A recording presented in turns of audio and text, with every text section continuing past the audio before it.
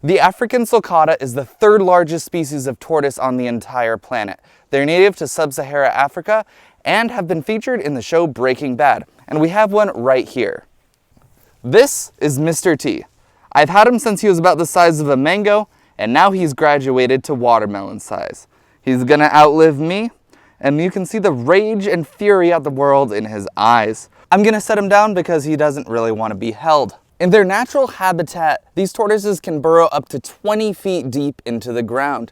Here in the Pacific Northwest, the temperature does not fluctuate nearly as much as it does in Africa.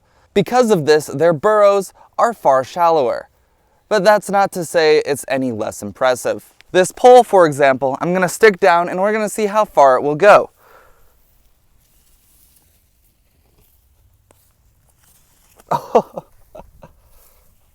Oh, okay, there we go.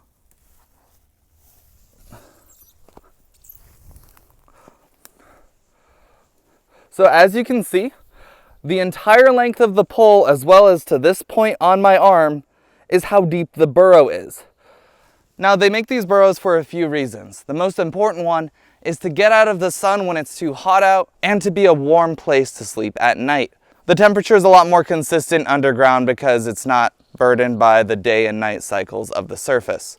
This is the main den that they have. They have an auxiliary den, but it's not nearly as deep or impressive. You know, it is impressive, their diet. So we don't need this pole anymore. Now, in many of my videos, you have probably seen some tortoise ASMR where they're chowing down on watermelon. The simple fact is, I hardly give it to them. It's sort of like a treat once in a while. If you ate Doritos and Mountain Dew every single day, well, you'd look like me. The watermelon is a treat only for once in a while. The majority of their food, well, we're standing in it. What you're seeing right here is a pasture mix of grasses. Think of tortoises as the cows of the reptile world. In fact, before we knew this, when I first started feeding them when I was little, I was feeding them far more nutritious food, but they have hyper efficient kidneys, and that was really unhealthy for them. Think of it like eating far too many Flintstone gummy vitamins. You don't get superpowers, you just have kidney damage. Luckily, we were able to correct our action, and now these tortoises have a beautiful pasture that grows far more food than they could ever eat. Every time we put them out in the summer, they come back nice and plump in the winter, not unlike a fall pumpkin.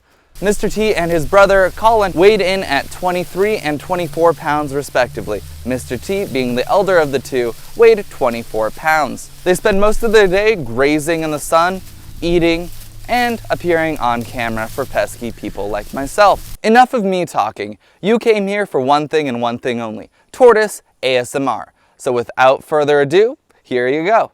Before I leave, hey, maybe subscribe.